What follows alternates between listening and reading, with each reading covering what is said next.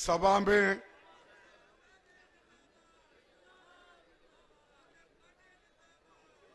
आज के इस सभा में जो भारत जोड़ो न्याय यात्रा के हमारे पूर्व अध्यक्ष, हमारे नौजवान लीडर श्री राहुल गांधी जी, केशव वेणुगोपाल जी, अविनाश पांडे, अजय राय जी, जयराम रमेश जी, प्रमोद तिवारी जी, आराधना मिश्रा सीएलपी लीडर, इमरान प्रताप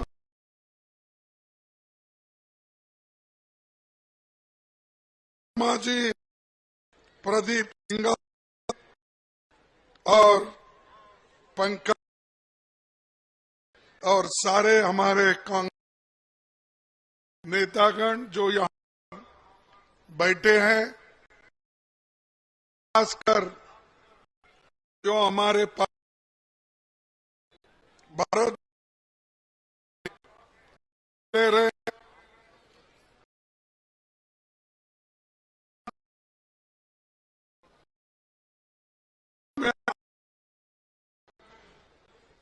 भाई, किसान भाइयों और मीडिया के दोस्तों, आज अमेठी में हो रही इस जनसभा में आप सभी लोगों का मैं हार्दिक स्वागत करता हूं। अमेठी को पूरी दुनिया जानती है, अमेठी को पूरा दुनिया जानती है। हर देशवासी को अमेठी पर गर्व है, क्योंकि ये हम सबके प्यारे पूर्व प्रधानमंत्री स्वर्गीय राजीव गांधी जी, पूर्व अध्यक्ष सोनिया गांधी जी और राहुल गांधी जी की सेवा साधना की ये धरती है।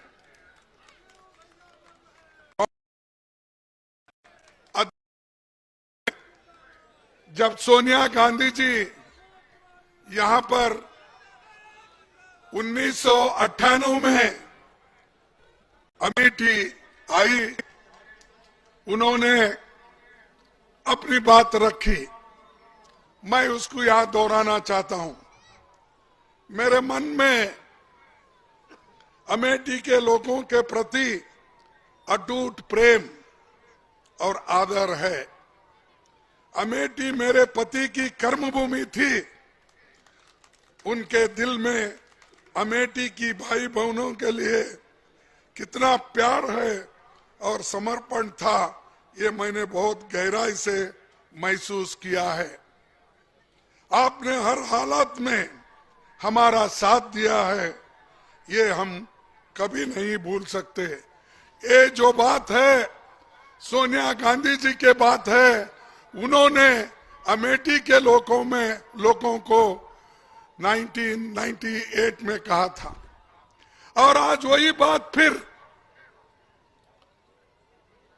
राहुल गांधी जी ने दोहराया। आपके साथ उनका गहरा संबंध है, प्रेम आप सबको जानते हैं और आपके साथ हमेशा के लिए रहे हैं, आज भी रहेंगे, कल भी रहेंगे, हमेशा के लिए आपके साथ रहेंगे। जरा पानी है कि भाइयों, कांग्रेस सरकार में हजारों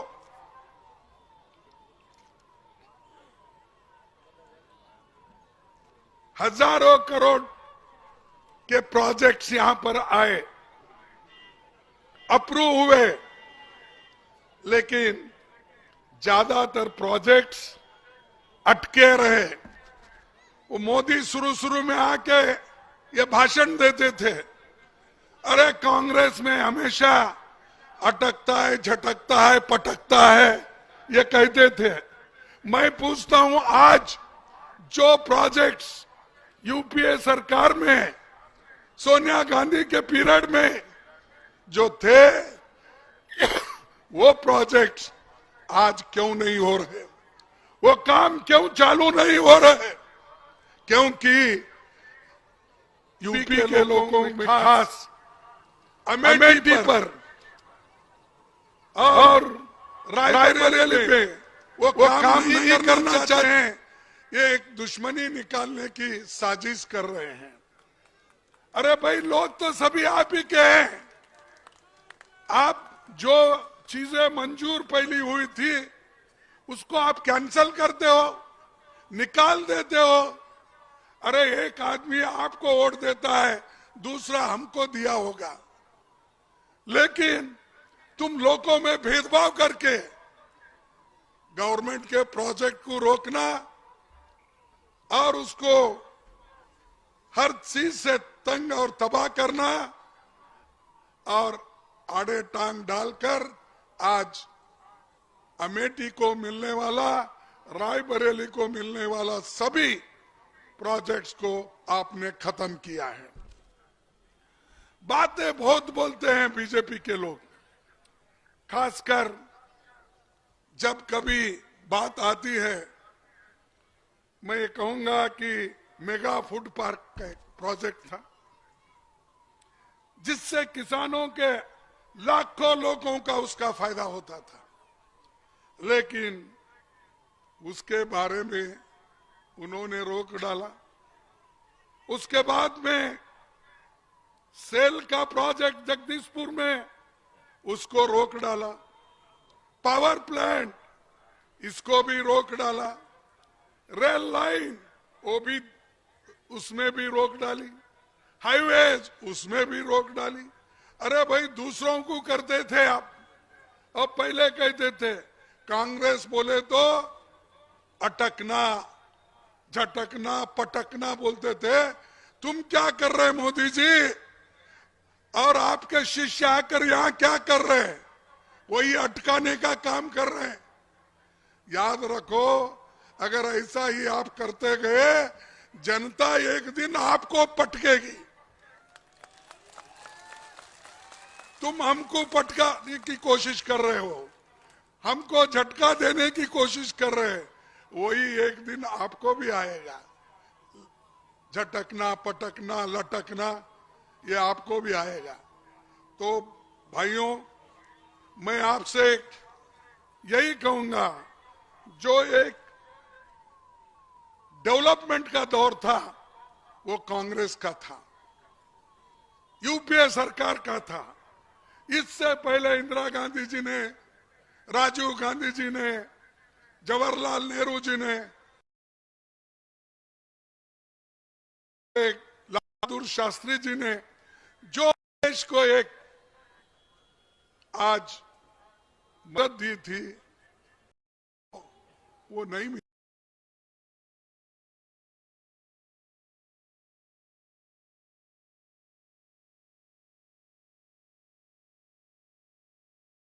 को उसके बाद खानदान को, अरे भाई तुम्हारा काम तुम करो, दूसरों को गालियां देने से आपको क्या मिलने वाला है?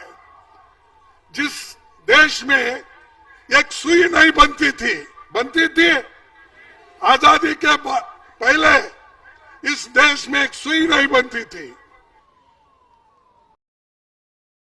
मशीन थी। आजादी के बाद बड़े बड़े कारखाने बने, बड़े बड़े बांध बने, बड़े बड़े ये एयरपोर्ट बने, पोर्ट बने।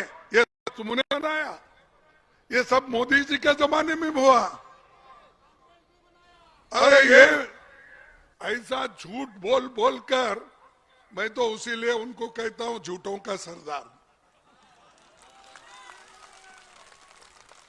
अरे भाई, अब हर काम को आप रोड़ा डाल रहे हैं। क्यों? ये कॉन्स्टिट्यूंसी राहुल गांधी की है, रायबरेली सोनिया गांधी जी का है, रोको, रोड का काम रोक दो, लाइन रेलवे का रोक दो, और फूड प्रोसेसिंग का रोक दो। कितने दिन ऐसा ही रोकेंगे भाई? एक दिन हमारा भी आएगा तो हम ऐसा 10 पट काम करके दिखाएंगे। और नौकरी की बात करते हैं, मोदी जी हमेशा क्या करते थे? हर साल मैं हमारे युवकों को 2-2 करोड़ नौकरी दूंगा। दिए? आपको मिला 2 करोड़ नौकरी? नहीं मिला। अरे प्रधानमंत्री झूठ बोलते हैं? प्रधानमंत्री कैसा झूठ बोलता है भाई?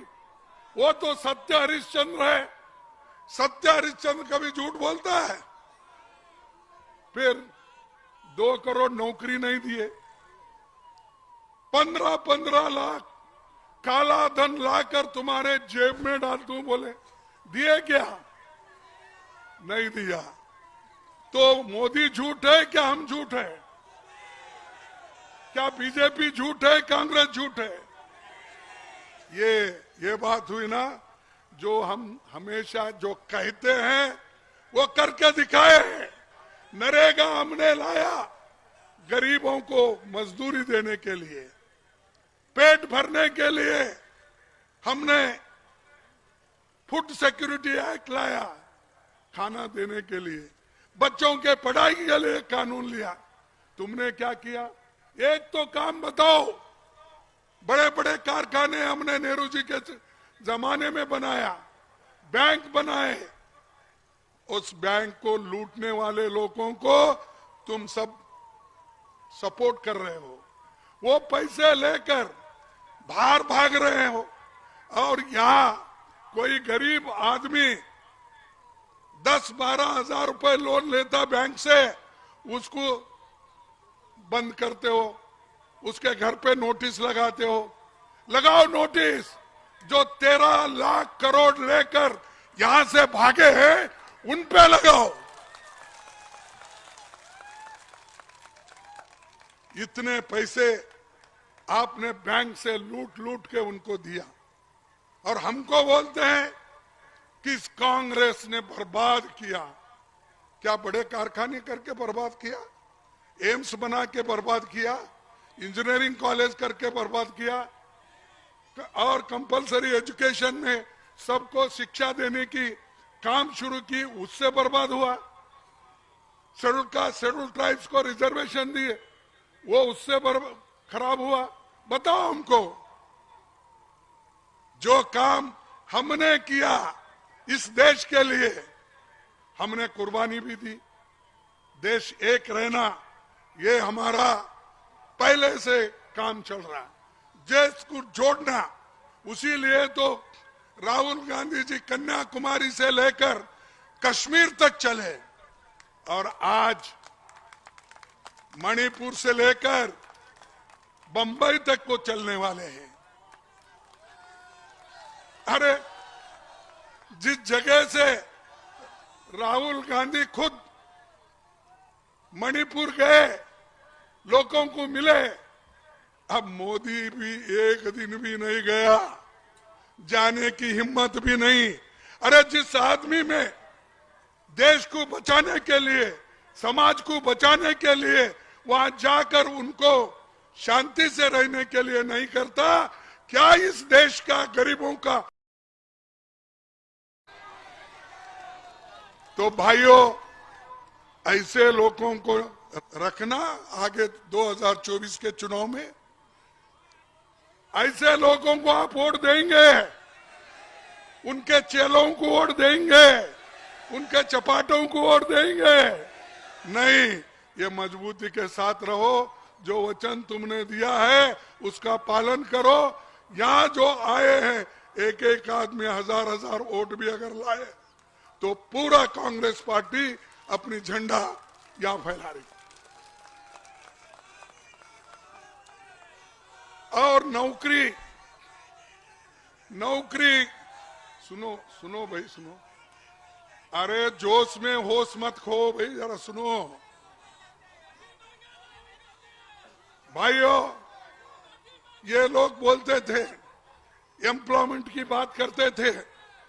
अब हमारे इस देश में और खासकर आंगनवाड़ी बहनों से और ग्रामीण स्वास्थ्य सिस्टम वाले बहनों को, रखने वाले बहनों को, उधर देखिए पूरे देश में 2 लाख पद खाली है। ये गरीब लोग की काम करते हैं और जिसमें 60,500 सिर्फ यूपी में खाली है। 60,500 ये यूपी में खाली है। अरे भर्ती करो ना भाई। कहां है डबल इंजन की सरकार? कहां है डबल इंजन की सरकार? एक इंजन तो फेल हुआ, दूसरा इंजन ऑयल मांग रहा है क्योंकि उसको ऑयल नहीं मिल रहा। हर चीज महंगी हो गई, पेट्रोल महंगा हो गया, ऑयल महंगी हो गई, डीजल महंगी हो गई, सब चीजें। तो ये हमारी डबल इंजन की सरकार बहुत डेवलप की है। ये मोदी साहब भी बोलते हैं और योगी साहब भी बोलते हैं। मैं उसी लिए जब पार्लियामेंट में योगी साहब थे तो मैं बोला, योगी साहब, जो आप राजकारण में जो लोग रहते हैं वो लोग साधु संत बोलकर नहीं आना चाहिए। और साधु संत अगर पार्लियामेंट में बैठे, देवल कौन संभालेंगे, मठ कौन संभालेगा, पूजा कौन करेंगे? इसीलिए तुम वहीं रहना ठीक था, यहां क्यों आए? मैंने पूछा ये सवाल। तब उन्होंने बोला, नहीं ये आप गलत बोल रहे हैं, हम सब देश की सेवा के लिए आए। ठीक है भाई, देश की सेवा के लिए बीजेपी में और भी लोग हैं और आरएसएस पे जिंदा रहने वाले बीजेपी के पास लोगों की कोई कमी नहीं है, देश को फोड़ने वालों का कमी नहीं है, मस्जिद मंदिर के पॉलिटिक्स करने वालों की कमी नहीं है। तो ये लोग, ऐसे लोग देश को तोड़ रहे हैं, ऐसे लोग समाज को तोड़ रहे हैं। और जो लोग इस समाज को तोड़ने का काम करते हैं, एक दिन वो भी बर्बाद होते हैं। ये मैं आपको कहने, भाइयों,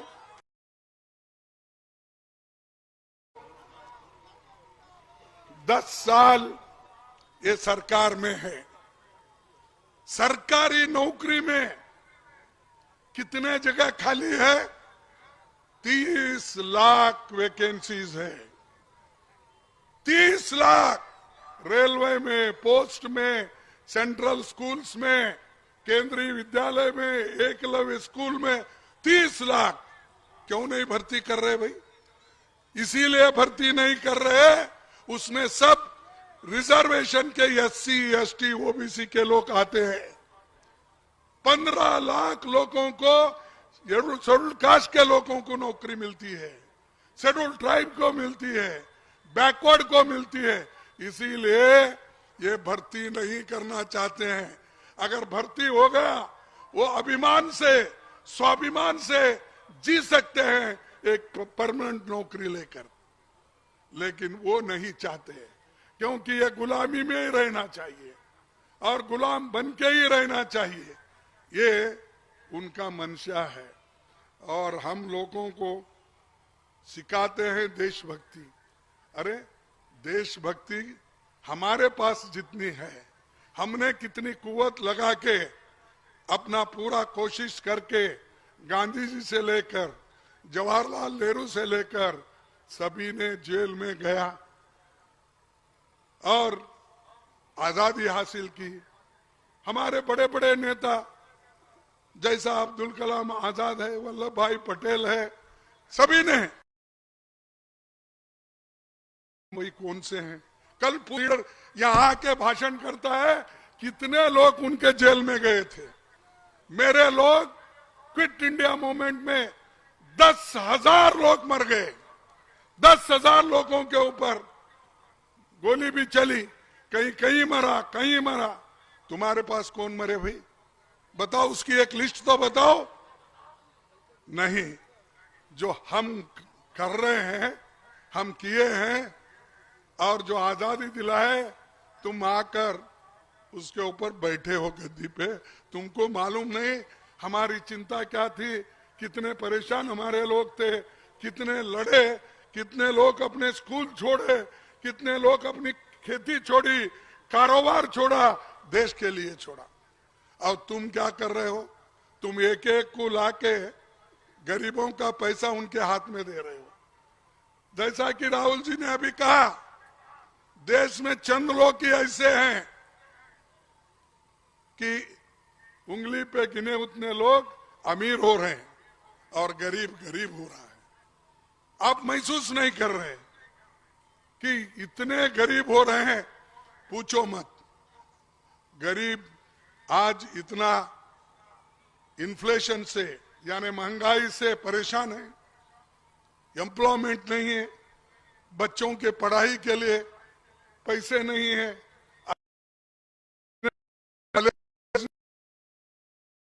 उनके पास आमदनी नहीं है।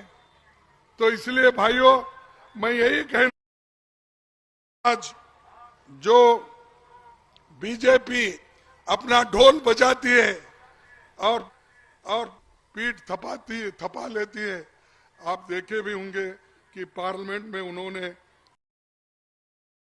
वो करते हैं, किसान परेशान है। जो किसान 14 महीने पहले स्ट्रगल किया, संघर्ष किया, वही फिर अब आज कर रहा है। तो उसके सामने जगह है कि बहुत बड़े बड़े ये दीवार बंद कर, किले लगाकर आज लोगों को, उन किसानों का रास्ता रोका जा रहा है। अगर आप डेमोक्रेसी में विश्वास रखते हैं, क्या आप नहीं, जो लोग कष्ट में हैं तो उनको मिलने के लिए भी तैयार नहीं। डरता तो है, लेकिन आपकी यूनिटी रहे तो और भी डरता है और बीजेपी मरता है। भाइयों, उन्होंने किसानों पे टैक्स, खाने पीने के चीजों पे टैक्स, और आपको मालूम नहीं तो छोटे छोटे चीजों पे भी जीएसटी लगा के तंग कर दिया है। तो इसीलिए हमको लड़ना है। और ये अमीर को जो इन्होंने सब्सिडी दे रहे हैं, बड़े बड़े कंपनियों को वो सब्सिडी दे और गरीबों की सब्सिडी छीन ले रहे हैं। और ट्रैक्टर, उसके बाद में हमारे जो फर्टिलाइजर, ऐसे विषयों पर टैक्स डाल के लोगों को इधर एक तरफ से तंग कर रहे हैं। भाइयों, अभी जो राहुल जी ने कहा, सरकारी अफसरों में दलितों की संख्या कितनी है, पिछड़ों की संख्या कितनी है, गरीब से गरीब आदमी जो पिछड़ा हुआ है, जिस क्लास में अपर कास्ट हम जिसको बोलते हैं, उनमें भी जो गरीब लोग हैं नहीं है। सिर्फ सफेद से सफेद कपड़े वालों को, अमीर से अमीर आदमियों के बच्चों को वहां पर जगह है, गरीबों के लिए नहीं है। इसीलिए आपको सोचना चाहिए, आज हमारे बच्चे अच्छे कॉलेज में नहीं जा सकते, अच्छे यूनिवर्सिटीज में पढ़ नहीं सकते, ये हालत हमारी है। लेकिन मोदी जी खुश है, हमने ये किया, हमने यूनिवर्सिटी बनाया, हमने एम्स बनाया, हमने इंजीनियरिंग कॉलेज बनाया। कहा भाई, तुमसे पहले तो हमने बनाया, तुम भी हमारे कॉलेज में पढ़ के ही इतने बड़े हो गए, तुम कहां थे पहले? क्योंकि अब मोदी साहब किनके स्कूल में पढ़े, किनके कॉलेज में पढ़े, उसके पहले तो बीजेपी वाले नहीं थे।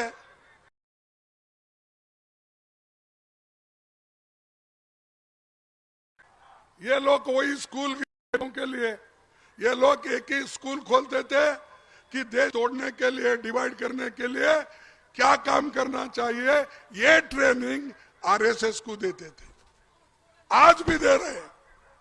तो ऐसे जिस स्कूल में आप पढ़े, जिस इंजीनियरिंग कार्यकर्ताओं की एक मीटिंग में उन्होंने नाम लिया, मेरा नाम लेके बोला, खड़गे साहब बोले हैं पार्लियामेंट में अब की बार 400 पार बोले। अरे मैं ही तो ये कह रहा था, उन्होंने गड़बड़ करके मेरे भाषण को बंद करवाया। और मैं कह रहा था 400 तो छोड़ो, 100 सीट भी आपके नहीं आएंगे, ये मैंने कहा था। लेकिन गड़बड़ करके उसके आगे तो हाउस में रहता है व्याधान क्या बोलते हैं उसको, इंटरप्शन को क्या बोलते हैं, व्याधान, ये बंद कर दिए।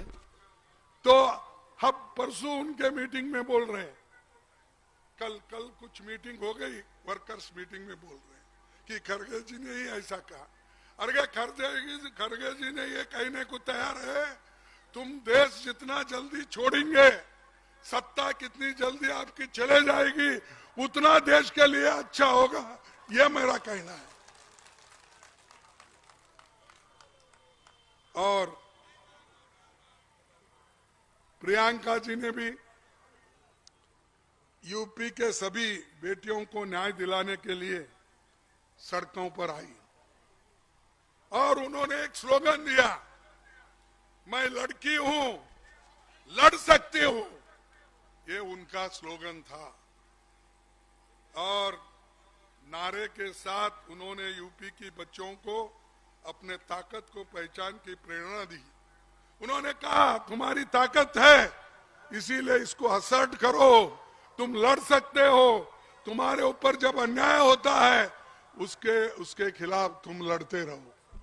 और उन्होंने ये भी खुद भी लड़ा, वो चाहे वो हाथरस का हो, उन्नाव के हो बेटियों का, या आईआईटी या बीएचयू की छात्रा हो, हर जगह कांग्रेस पार्टी और प्रियंका गांधी जी ने लोगों को उत्साहित किया लड़ने के लिए और उनको बताया तुम्हारी जो ताकत है वो जरूर जनता को बताना, ये उन्होंने कहा। ये हमारे लोग हैं, लड़ते हैं दूसरों के लिए, कुर्बानी देते हैं देश के लिए। अरे तुम वो भी नहीं ये भी नहीं, सिर्फ गालियां देने का इनको एक नया स्कूल देना चाहिए ट्रेनिंग का, कि कांग्रेस को कैसे गालियां देना, कहां देना, किस वक्त देना, ये तो एक ट्रेनिंग देना चाहिए। और एक प्राइस भी रखना उसके लिए कि भाई बहुत अच्छा गालियां दे रहे हैं आप कांग्रेस को, तो ये प्राइज आप ले लो। नोबेल प्राइज तो नहीं दे सकते, गालियां देने के लिए ही एक प्राइज बनाओ। आप सब लोग चंदा इकट्ठा करो, मैं एक तैयार करता हूं उनको देने के लिए। भाइयों, ये जो और हम ये बात रखने की कोशिश करते हैं, कहां पर, संसद में हमारे माइक एकदम बंद होते हैं। मैं तो जब उठता हूं नीचे, एकदम ऐसा खुच्ची से उठा, उठने के बाद सर बोलते ही मेरे माइक बंद होता है। 146 सांसदों को सस्पेंड किया, हमारे डिप्टी लीडर भी यही है, मालूम है, 146 लोगों को सस्पेंड किया। क्या कसूर था उनका? वो ये पूछ रहे थे कि भाई इस कानून में जो चर्चा करना है उसको सदन के सामने ट्रांसपेरेंट तरीके से आप चर्चा करना चाहिए, लेकिन उन्होंने करने नहीं दिया। 146 लोगों को सदन के बाहर डाल दिया। कोई घर में था, कोई अपने गांव में था, कोई कुछ बोला भी नहीं, उनको भी सस्पेंड किया। ये क्या की डेमोक्रेसी है? ये कौन सा है? क्या आप डिक्टेटर हो?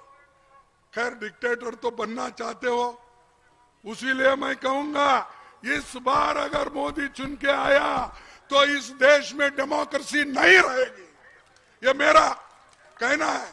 क्योंकि अभी उन्होंने हर डेमोक्रेटिक इंस्टीट्यूट को, ऑटोनोमस बॉडीज को खत्म किया है। सिर्फ 2 हथियार उन्होंने रख लिया, एक ईडी, एक इनकम टैक्स। अरे वो हथियार हमारे कांग्रेस पार्टी के ऊपर भी चला रहा है। मेरे पूरे अकाउंट बंद हो गए। मेरा जो पैसा था पार्टी का वो अकाउंट उन्होंने बंद करवाया बैंक को बोल के। क्यों?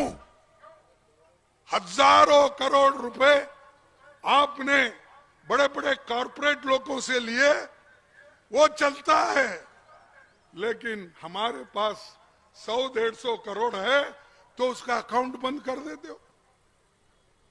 ये डेमोक्रेसी है, ये लोकतंत्र है, ये प्रजातंत्र है। अरे संविधान के तहत चलो। इस संविधान को डॉक्टर बाबा साहब अम्बेडकर ने बनाया है और इस संविधान चले गया, तुमको कुछ नहीं मिलने वाला। चाहे किसी जाति के लोग हो, महिलाओं को अगर हक मिला वो संविधान के बाद ही मिला। संविधान के पहले हक था किसी को? यहां बैठे हुए लोगों को जवाहरलाल नेहरू जी ने लोकतंत्र इस यहां पर स्थापित किया और बाबा साहब अम्बेडकर ने इस देश की संविधान को बनाया। गरीब, पिछड़े, दलित, शोषित, इनको सब हक मिला, माइनॉरिटी सबको। तो उसको भी खत्म करने का, संविधान बदलने का उनका मंशा है। इसीलिए आपको सोचना होगा। इसके हिफाजत के लिए आप जान भी देने के लिए तैयार होना चाहिए। अगर आप ही नहीं बचते, आपके पीढ़ी नहीं बचती, उनको अगर आजादी नहीं है, फिर हम सब रोक रहे के क्या काम किए।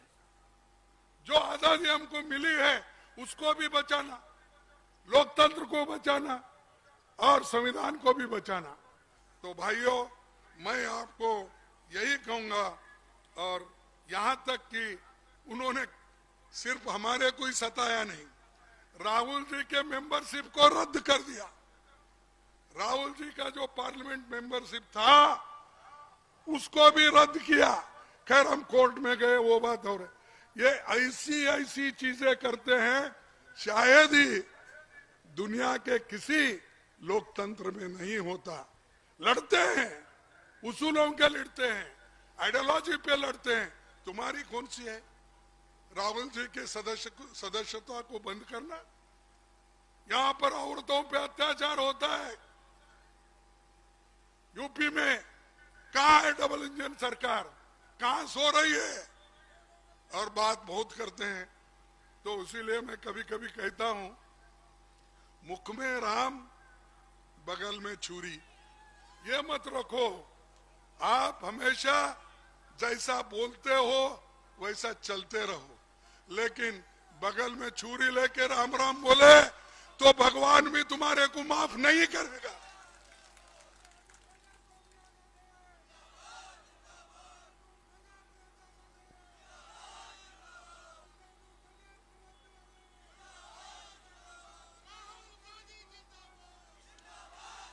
भाइयों, अब हमारे सारी शक्ति, हमारे को प्रेरणा देने वाले सिर्फ आप लोग हैं। तुम्हारी शक्ति हमारे लिए एक बहुत बड़ा एक ऑक्सीजन है। अगर आप मुंह मोड़ लिए तो तुम भी खत्म, हम भी खत्म। सिर्फ वो अकेला फिरते रहेगा।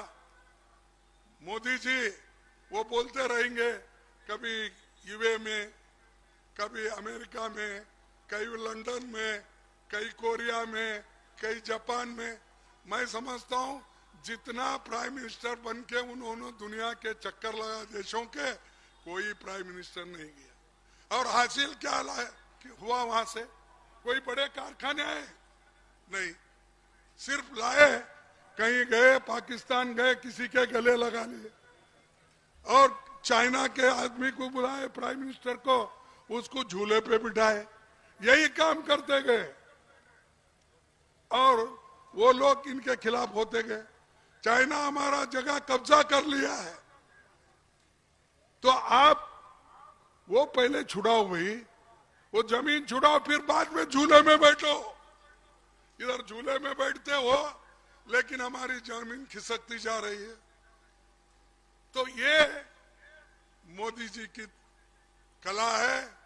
मोदी जी सिर्फ भाषण बहुत अच्छा करते हैं, उनके जैसी हिंदी नहीं है, फिर भी मैं कोशिश करता हूं अपने लफ्ज में बोलने का, लेकिन उनका सिर्फ भाषण, लोगों को राशन नहीं है।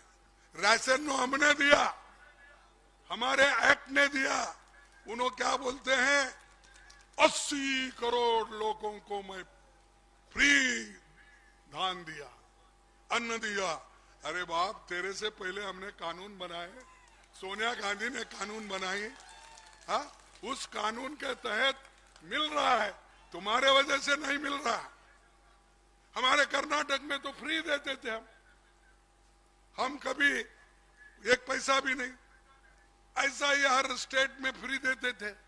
अब इन्होंने नया एक निकाले, 5 केजी दे के मैं 80 करोड़ लोगों को दे रहा।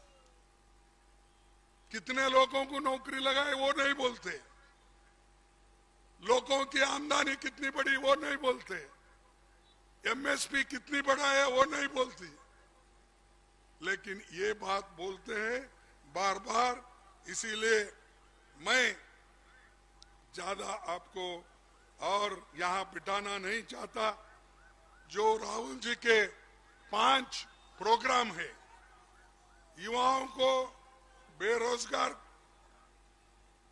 लोगों के लिए, काम के लिए वो न्याय चाहते हैं और अमीर गरीब की उसको कम कर, किसानों पर रोकना चाहते हैं। देश के कारखाने, हवाई अड्डे जो बेच के खा रहे, उसको रोकने के लिए ये सब न्याय यात्रा चल रहा है। और समाज में जो नफरत फैल रहा है उसका उन्होंने जोरदार अपने भाषण में भी कहा। और ये 400-500 बोल रहे, लेकिन सत्ता, अब वो बोल रहे 400 पार ना, अब की बार सत्ता से पार, तो इसीलिए पार। तो इसीलिए मैं कहूंगा, और इससे ज्यादा न कहते हुए मैं एक आखिरी, अरे बैठो भाई, 1 मिनट पानी की नहीं पियो। मैं आखिरी एक बात कह के मेरा भाषण समाप्त करता हूं।